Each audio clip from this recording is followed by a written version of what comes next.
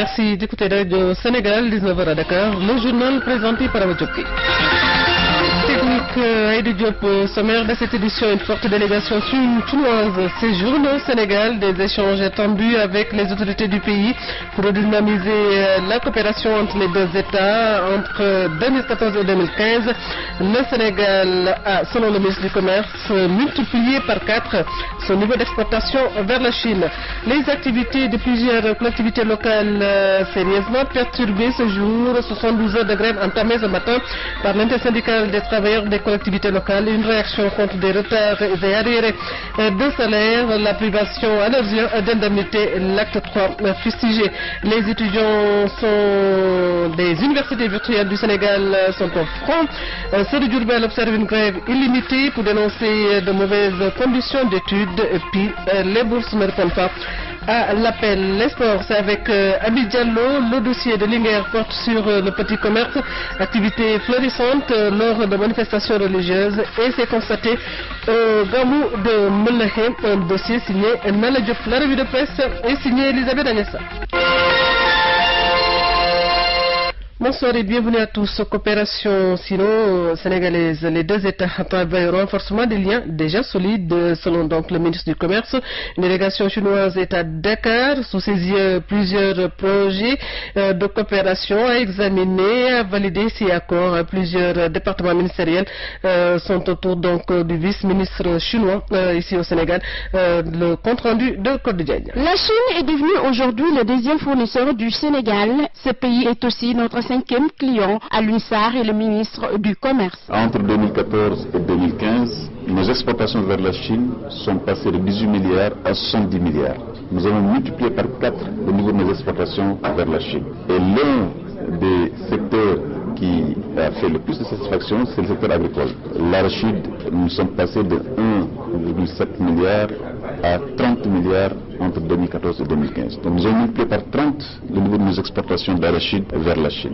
Nous avons multiplié par 5 le niveau d'exportation du sésame vers la Chine. Nous avons multiplié pratiquement par 2 nos exportations d'huile d'arachide vers la Chine. Les autorités de nos deux pays se sont engagées à renforcer cette coopération. Les questions commerciales, économiques et d'investissement en occupent une grande place. Qian Keming est le vice-ministre chinois du Commerce. Les secteurs prioritaires de la coopération entre la Chine et le Sénégal doivent être dans l'industrialisation, la modernisation agricole et bien d'autres secteurs comme la construction des infrastructures, l'exploration des ressources littorales ou bien l'éducation et la santé publique. La Chine a pris l'engagement de partager avec l'Afrique son expérience en matière d'élaboration et de mise en œuvre de politiques industrielles. Pour joindre l'acte à la parole, la Chine compte construire à Diamniadio le premier parc industriel au Sénégal. C'est pour la délocalisation d'entreprises chinoises au Sénégal. La modernisation du secteur de la pêche et l'amélioration donc de l'accès à l'eau potable, des axes prioritaires de la coopération à promouvoir donc entre les deux pays. Les ministres donc en charge de ces deux secteurs ont soumis au vice-ministre chinois du Commerce les projets de coopération. Le ministre de la Pêche Omar Gueye et son homologue de l'hydraulique Mansour Faye au micro de Côte d'Ivoire. Il s'agit de construction de quais de pêche, de construction d'aires de transformation pour les femmes, également de construction d'une usine pour la fabrication de filets de pêche, d'une usine pour la construction de pirogues en fibre de verre et également un projet dans le domaine de l'aquaculture. Tous ces projets-là représentent un intérêt certain pour le secteur et nous avons donc étudié ces projets. Il y a déjà une préétude que nous avons donc transmise à son Excellence Monsieur le vice-ministre du Commerce de la Chine. Et actuellement, une commission sera mise en place pour travailler en étroite collaboration avec son Excellence Monsieur l'ambassadeur de la République de Chine au Sénégal. Monsieur le Président de la République a dit que bien que les objectifs du millénaire pour le développement ont été atteints, il faut accélérer les rythmes de réalisation des ouvrages pour permettre aux populations rurales d'avoir accès à l'eau potable. C'est dans cette dynamique qu'un projet, effectivement, de réalisation de 200 forages, 180 renouvellements de forages, 200 châteaux d'eau et des réseaux de distribution, un projet important qui va rentrer dans le cadre du PIDC, en tout cas, et va contribuer donc à l'atteinte, à l'accès universel à l'eau pour les populations rurales. C'est ce projet que nous avons soumis donc, au niveau donc, du gouvernement de la République populaire de Chine à travers Exim Bank pour financement. Et nous sommes très avancés dans cette dynamique avec une signature de MOU avec une entreprise chinoise, CGCOC. Et l'agenda, théoriquement, va permettre en tout cas de démarrer la réalisation de ces travaux-là à partir du second semestre de 2016 pour une durée de 12 mois. Voilà, des projets de coopération donc soumis à une délégation chinoise ici en séjour donc au Sénégal. Et puis l'UEMOA s'intéresse à la sécurité alimentaire dans l'espace 4 jours de rencontre à Dakar autour du thème de l'amélioration de la capacité de surveillance en matière de sécurité alimentaire des aliments pour une maladie due à une mauvaise alimentation constatée. C'est ce que nous dit Yorande. La sécurité sanitaire des aliments est devenue depuis quelques années une préoccupation majeure face aux exigences légitimes des populations de disposer d'une alimentation saine et suffisante. Les maladies d'origine alimentaire demeurent une des causes importantes de morbidité et de mortalité dans le monde, surtout dans un contexte de globalisation et de croissance du commerce international, selon le coordonnateur du programme de la FAO pour la sécurité sanitaire des aliments pour la région Afrique, Dr Jean Kamanzi. Dans le monde, un habitant sur 10 souffre de maladies d'intoxication alimentaire. On estime qu'il y a à peu près 420 000 morts par année dans le monde, dont 125 000 morts d'enfants de moins de 5 ans. La responsabilité, elle est partagée le long de la chaîne alimentaire. Améliorer la sécurité sanitaire des aliments à tous les stades de la chaîne alimentaire est l'un des objectifs clés de la FAO qui collabore étroitement avec les autorités gouvernementales, les industries locales et les autres parties prenantes pour améliorer le système de gestion de la sécurité et de la qualité des aliments, selon le représentant de la FAO au Sénégal, Vincent Martin. Au sein de la FAO, nous avons l'unité de sécurité sanitaire des aliments, du système de prévention des situations d'urgence et travaille à promouvoir la préparation aux situations d'urgence en matière de sécurité sanitaire des aliments en vue de renforcer la résilience des chaînes agroalimentaires. Les autorités sénégalaises envisagent de mettre en place une plateforme afin de développer des mesures de prévention et de contrôle intégrées, selon le secrétaire général du ministère de la Santé, Ibrahim Maoun. La mise en œuvre de paquets intégrés global d'activités va faciliter le partage d'informations relatives à la santé humaine, animale et des plantes, ainsi que les contaminants de l'environnement. Il est nécessaire de bénéficier au niveau mondial d'un réseau d'alerte et de réponses performants, permettant un partage rapide des informations en matière de sécurité sanitaire des aliments. Au niveau continental, il est également envisagé la mise en place d'un système africain d'alerte rapide. La commission de l'UEMOA a adopté en 2007 un règlement relatif à la sécurité sanitaire des végétaux et des aliments dans l'espace UEMOA. Ce texte prévoit la mise en place et le renforcement des systèmes de surveillance sanitaire et de réseaux d'alerte en matière de sécurité sanitaire. Fidélité Radio Sénégal, le couronne des étudiants des universités virtuelles du Sénégal, c'est pour dénoncer des conditions d'études qu'ils disent donc pénibles, sans bourse d'études. Ceux de Diourbel ont entamé ce lundi une grève illimitée. Voici Thierno Baldi, leur porte-parole au micro de RTS Diourbel. Depuis 2 ans, on est dans une situation très difficile. Je crois que ça n'existe dans aucune université où chaque étudiant fait 2 ans pour passer en L1. Et maintenant qu'on passe en L2, ils nous disent qu'on n'a pas droit à une bourse entière. Parce qu'on n'est pas étudiant comme tous les autres. Il faut que ça cesse. C'est une injustice qu'on est en train de subir. Les étudiants de l'US sont des étudiants comme tous les autres. On n'a pas d'amphi, on n'a pas de prestations sociales, on n'a même pas une couverture pour la maladie. Donc si un étudiant tombe ici malade, il serait obligé de se prendre lui-même en charge. Et les machines que l'US nous donne, ce ne sont pas des machines garanties. On a commencé par un boycott des devoirs et examens. On a fait à peine 2 mois de cours et ils nous font faire devoirs et examens. Je crois que ça c'est un manque de sérieux. Avant même d'évoluer, il faut que le corps professoral soit présent. Ce qui se fait à l'université, ce n'est pas de l'enseignement à distance. Ce n'est pas une université virtuelle. On devait nommer ça plutôt université de cours par correspondance. Parce que ce qui se fait, c'est pour toutes les filières. On donne un fichier PDF, je dis bien un fichier PDF, et les étudiants ils lisent. Bon, tu lis jusqu'à ce que tu en comprennes quelque chose, je pense. On ne sent pas l'implication des professeurs. Il y a aussi le problème avec les tuteurs, parce que les tuteurs ne sont pas toujours présents dans les salles de télé. Des fois, quand vous devez avoir rendez-vous avec votre tuteur, il ne vient pas. Vous lui dites, monsieur, qu'est-ce qu'il y a? Il vous dit que, voilà, j'ai des problèmes de connexion. Il cherche des excuses. Alors que la vraie excuse, c'est qu'il ne maîtrise pas la plateforme. Il ne maîtrise pas l'outil par lequel il devait faire passer les enseignements. Si quelqu'un vraiment qui ne maîtrise pas l'outil par lequel il doit transmettre son savoir, comment peut-il enseigner quelque chose à des gens? Voilà une jeunesse en colère. Elle demande un bon cadre d'études.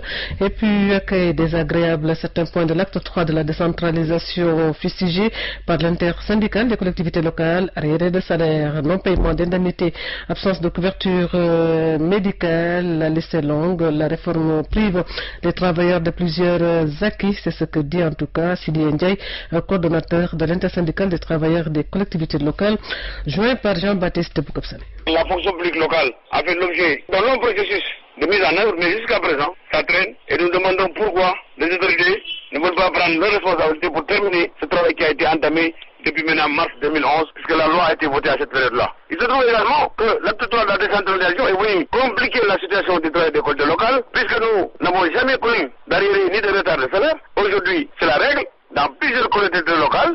Je peux vous donner sur la question des retards de salaire, des communes comme Ourossogui, dans le département de Sédhiou, des dizaines de communes sont restées 8 mois sans salaire. À Dakar, des communes n'ont pas payé pendant 3-4 mois. Et ensuite, s'ajoute à ces problèmes de retard de salaire, la question de la couverture médicale pour des travailleurs qui ont quitté leur employeur initial, c'est-à-dire la ville de Dakar, et qui sont allés rejoindre les autres communes par l'arrêté du préfet qui a procédé au redéploiement du personnel ainsi qu'à la répartition, à la démolition du patrimoine. Maintenant, les travailleurs en ont assez puisque depuis 10 mois, nous attendons que la réforme aboutisse, puisque la réforme, il n'y a que la première phase qui a été réalisée, la seconde phase jusqu'à présent traîne. Donc nous ne comprenons pas que malgré le fait que le chef de l'État ait demandé qu'on fasse une évaluation pour la première phase, cela a été fait depuis le 31 juillet, rien n'est fait pour améliorer le sort des travailleurs. Donc nous considérons qu'aujourd'hui, nous sommes les agneaux du sacrifice. À l'issue de ces 72 heures de grève, vous reprendrez le travail, M. Ndiaye? Oui, nous allons évaluer le jeudi. Si rien n'a bougé, il est clair que nous allons la semaine prochaine vers une grève presque illimitée. Parce que nous allons décréter semaine par semaine des mouvements de grève jusqu'à ce qu'on nous entende. Voilà, c'est Didier Ndiaye, coordonnateur de l'intersyndicale des travailleurs des collectivités locales. L'intersyndicale qui observe donc une grève de 72 heures, entamée donc ce matin à la mairie et au centre d'état civil de Diourbel. Le mot d'ordre national des travailleurs n'a pas été suivi. La faute à des tiraillements donc entre syndicalistes selon un délégué. Seul le conseil départemental a été paralysé ce lundi. Le point avec Ndeye Yassine Bey.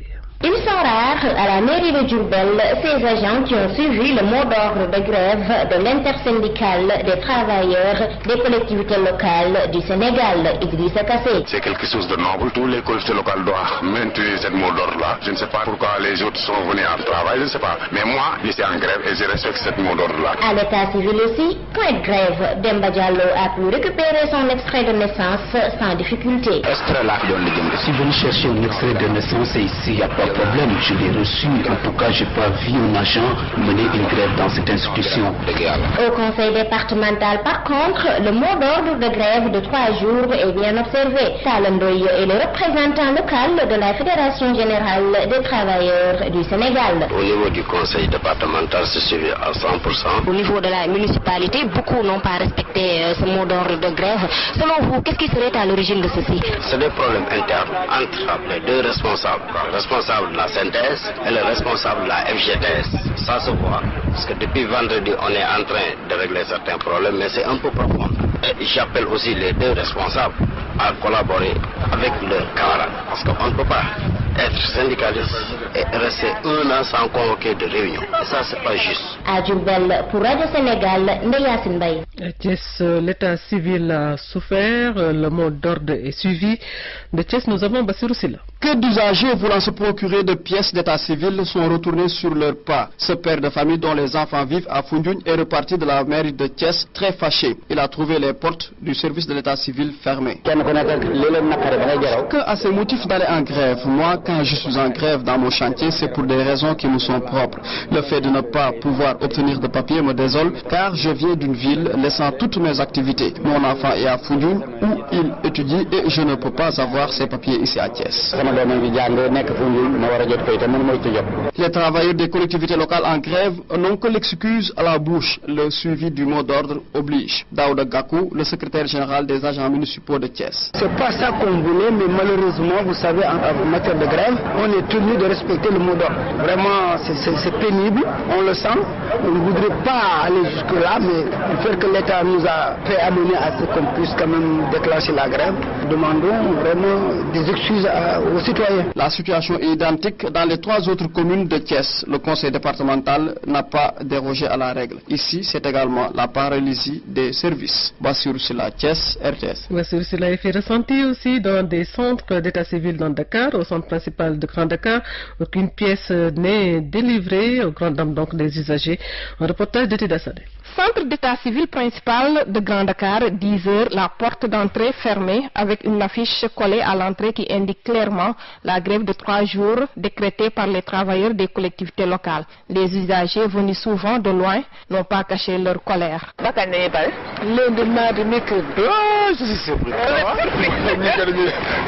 Ils sont tous venus chercher un acte d'état civil important. Ils se désolent de cette situation. J'étais venu chercher un extrait de naissance et malheureusement les services n'ont pas travaillé. Je n'étais pas informé. Non, je n'étais pas du tout informé. Sinon je ne serais pas venu parce que quand on vient ici, on sacrifie d'autres courses, d'autres urgences. Et vous venez où? Je viens de Djedjeway. 3 jours, c'est long. C'est handicapant. Le livret, vraiment c'est urgent. Mon mari doit voyager, il a besoin de ce livret-là. Quoi puisse être les raisons, moi je trouve que ça c'est malheureux. Ça handicape les gens parce que moi, la personne à qui je faisais l'extrait, il a vraiment besoin de ça. Informé sur la raison de cette grève des travailleurs des collectivités locales, à savoir entre autres les retards de salaire causés par l'acte 3 de la décentralisation, ils compatissent. Il s'agit vraiment de ça, donc d'abord en tant que citoyen, leur témoigner notre soutien, parce que aussi des pères de famille qui travaillent vraiment, qui gagnent leur vie pour pouvoir subvenir aux besoins de leurs enfants, c'est pas évident du tout. Donc nous sommes de tout cœur avec eux et puis et demandons aux autorités quand même franchement de pouvoir vraiment résoudre cette situation le plus rapidement possible. C'est dans la logique des travailleurs et des syndicats que de prétendre toujours à l'amélioration de leurs conditions de travail. Parce que ça fait maintenant 2 ans que l'acte 3 a été expérimenté, me semble-t-il. Et jusqu'à présent, il y a de quoi. Il faut essayer toujours de parfaire. Les travailleurs des collectivités locales ont entamé cette grève de 3 jours par une marche qu'ils ont organisée vendredi dernier. Les populations devront prendre leur mal en patience pour se procurer un acte d'état civil. À Pikine, dans la banlieue de Dakar, guichet fermé aussi, aucun acte n'a été établi. Des usagers désemparés de Pikine, nous avons Ali Ndiaye Diouf. Pas de déclaration de naissance, de mariage ou de permis d'inhumation. L'état civil est bloqué à Pikine. Ce matin, la surprise était grande. Je ne sais pas ce qui se passe. Je suis venue pour chercher des extraits de naissance pour mes enfants, mais on m'a informé que les travailleurs sont en grève. Du coup, je vais devoir retourner chez moi à Guinaouraï. Une grève qui va durer 3 jours et qui risque de porter préjudice aux élèves. Oui, c'est très urgent le document qu'on cherche, parce que c'est une fille qui doit faire l'examen et les dates de dépôt sont prêtes actuellement. Là, on doit déposer les documents. Donc, qu'est-ce qu'on doit faire? Nous, on n'a pas de possibilité. On reste les bras croisés. Au centre principal de Pikine, les pertes seront énormes, surtout en matière de recettes municipales, annonce Mme Gadiaga Amindiaye, chef du service. Moi, je suis là avec les ASP. Je suis servi. Tout le personnel est absent. Donc, c'est un blocage total? Blocage total. C'est trop difficile pour les élèves. Moi-même, je suis désolée pour eux. Il faut vraiment, je ne sais pas si c'est l'État ou fermer l'État civil 3 jours. En matière de recettes, c'est énorme. Pratiquement, si on l'évalue, on va des fois 100 000, 150 000 par jour. La perte la plus grave, c'est la pénalité des élèves pour les examens. Dans les mairies et autres services, c'est le calme plat ce lundi. Au complexe culturel Léopold Sédar Senghor, autour du thé, quelques agents discutent et laissent passer le temps.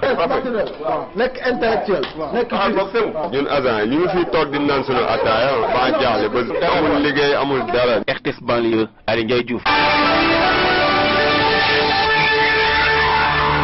De la fidélité à Radio Sénégal hors du pays, la Libye pas encore sortie du chaos. Le Parlement installé à Tobrouk est reconnu par la communauté internationale, a rejeté le gouvernement d'union nationale formé il y a quelques jours et il demande que soit proposée une nouvelle équipe. Et puis série d'arrestations au Burkina Faso suite à l'attaque d'un dépôt d'armes la semaine dernière par des éléments de l'ex-garde présidentielle. Une vingtaine de personnes ont été interpellées aujourd'hui à Ouagadougou, dont Edi Kombouego, une figure de l'opposition. Un triple attentat suicidaire ensanglanté au marché situé dans le nord-est du Cameroun. D'après la police, ces attaques ont fait 29 morts et 30 blessés et seraient l'œuvre du groupe Boko Haram. Omnisport. Omnisport. Tous les sports. L'essentiel des sports sur RSI 92.5. Omnisport. Omnisport. Tous les lundis, 20h, 21h30. Reportages, portraits, dossiers, invités, résultats et coulisses. Omnisport. L'intégrale des sports tous les lundis, 20h, 21h30. Sur Radio Sénégal International. Et nous accueillons Abi Diallo. Abi, bonsoir, c'est Omnisport ce soir. Bonsoir Diop, c'est Omnisport 20h, 21h30 et Omnisport va largement revenir sur la Ligue 1 de football, la 10e journée clôturée il y a quelques minutes entre Mbour Petite Côte et l'AS Don. Mbour Petite Côte qui laisse encore filer ses chances d'occuper le fauteuil de leader de la Ligue 1 au grand bonheur de Ndiambour de Louga qui dirige toujours la Ligue 1 de football. La Ligue 2 a démarré également sa 10e journée ce week-end et sera clôturée mardi prochain. Chan Rwanda 2016, Omnisport va y revenir largement. Le basket au menu également de Omnisport, de même que les courses hippiques. Les phases nationales des sports travaillistes clôturées ce week-end. Son président Tony Ndoye fera le bilan dans Omnisport. Le championnat européen sera également dans Omnisport. Diop Gueye sera donc rendez-vous 20h, 21h30. Donc, tout de suite, Abi Diallo. À toi là.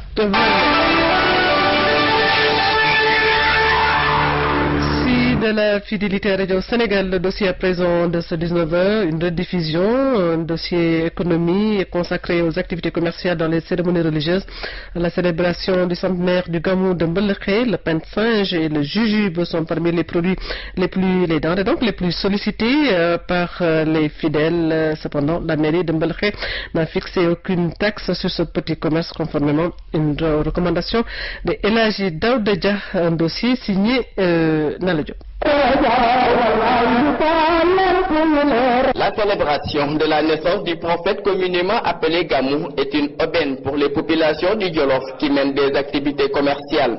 Venus de Ville du Tingoli, Bintou Dien est vendeuse des produits locaux comme le pain de singe. Nous voulons de l'argent pour subvenir à nos besoins. À la fin du Gamou, je gagne un peu d'argent. J'ai fait 2 jours durant. Marem Kan, la vendeuse des fruits, peut gagner jusqu'à 50 000 francs CFA après avoir passé 2 jours à Mbeleké. Un pot de gibier coûte 300 francs, l'orange est vendu à 250 francs le kilogramme, le pain de singe coûte 350 francs. Je suis en train de mélanger de la farine pour cuire des beignets. Le boucher Alioufal a abattu 2 bœufs pour vendre le kilogramme de viande à 2500 francs CFA. Vous avez vu de vous-même, le kilogramme de viande coûte 2500 francs en période de Gamou, mais auparavant, nous vendons le kilogramme de viande à 2000 francs. Cette hausse est due à la cherté des vaches. Aïda Ndiaye s'active dans la vente des jouets qui sont à toutes les bourses. Les jouets, un foca, un piano, un pistolet, ustensiles de cuisine, un gambuto. Je vends des jouets comme des pianos, des pistolets, des ustensiles de cuisine, entre autres. Les prix varient entre 400 à 1000 francs CFA. Modougé et Serigne Mourtala vendent respectivement des photos des marabouts et des maillots des enfants. Nous remercions le bon Dieu comme tout bon musulman. Nous sommes en train de travailler une recommandation divine. Les photos des marabouts sont les plus sollicitées. Moi, j'active dans la vente des maillots et des habits des jeunes filles, des articles très vendus pendant les manifestations religieuses. Chaque année, Aaron Conté, le tireur des chaussures, a quitté son Fouta natal pour prendre part au Gamou de Mbeleké. Moi, je tire et vends des chaussures pour soutenir mes parents qui sont dans les villages. Je suis originaire du Fouta. J'ai l'habitude de venir à Mbeleké depuis des années. Hormis la rentabilité économique, le Gamou rend célèbre la commune de Mbeleké, nous dit le maire de la ville, Aliou Dia. Ça rend célèbre notre commune. Si tout le Sénégal se retrouve à Mbeleké, ça refait l'image de Mbeleké. Mais pendant le Gamou, on voit toutes les femmes et faire des expositions. Un opérateur économique a injecté 7 millions de francs CFA pour la location des bâches Maram Sall a également mis à la disposition des familles démunies 20 tonnes de riz et une dizaine de bœufs. C'est un geste noble. Parce que venir au Gamou de Mbeleché avec 20 tonnes de riz, ça permet effectivement aux familles démunies et aux familles maraboutiques qui reçoivent beaucoup de pèlerins de pouvoir satisfaire les pèlerins. Et je crois également que ces bœufs sont achetés à Mbeleché. Contrairement aux autres collectivités locales du pays, la mairie de Mbeleché n'a fixé aucune taxe sur le petit commerce. Une façon d'exécuter les recommandations de l'Haji Daouda Dia, initiateur du Gamou de Mbeleché sur ordre de l'Haji Malik Sy en 1916. À Linguère pour l'Artiste dans le Diop.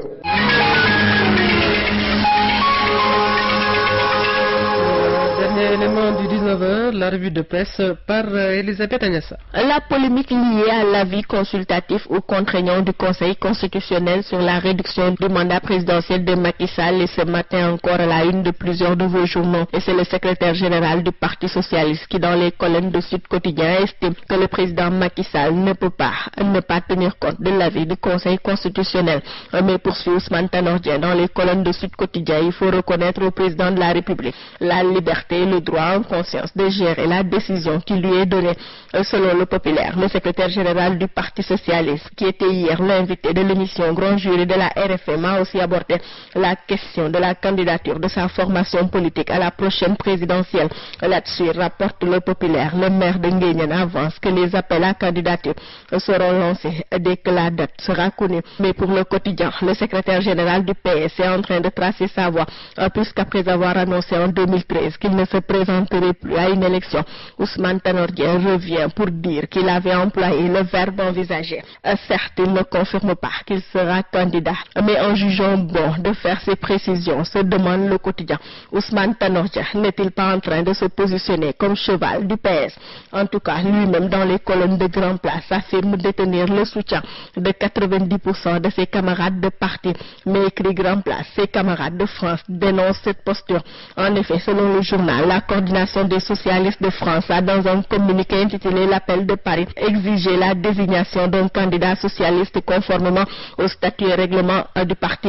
C'est que pour ces Grand Place, pour la coordination PS de Paris, il n'est point question de se ranger derrière une idéologie autre que le socialisme, d'où leur position de se désolidariser des souteneurs du président Macky Sall.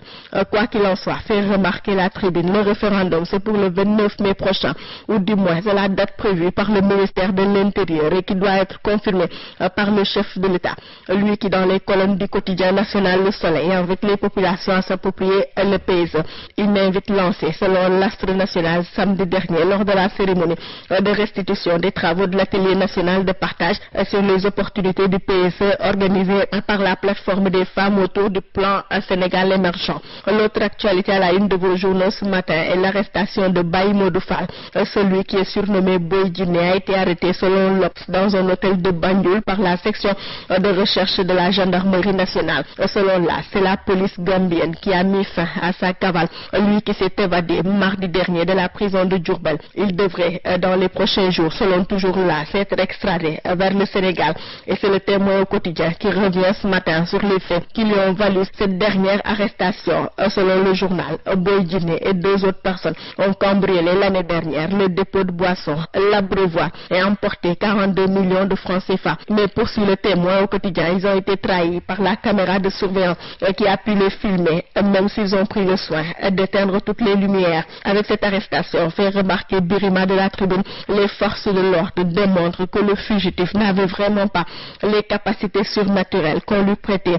Boy Djiné, conclut Birima, est donc un simple bandit qui use de son intelligence et de sa fortune financière supposée pour ouvrir grandement les portes des différentes prisons où il était incarcéré. Le biétiste de la Tribune de poursuivre donc que cette thèse de sa transformation en margouilla ne saurait prospérer. Juste de réalisme et une dose de raison.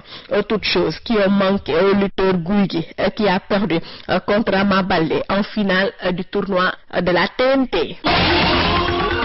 Voilà, le point final de cette édition, technique Aïdou Diop Méli, réalisation Papa Malik Ndaw Ibrahima Khalil Goudiaby, micro Awa Diop Gueye. Merci de la fidélité à Radio Sénégal.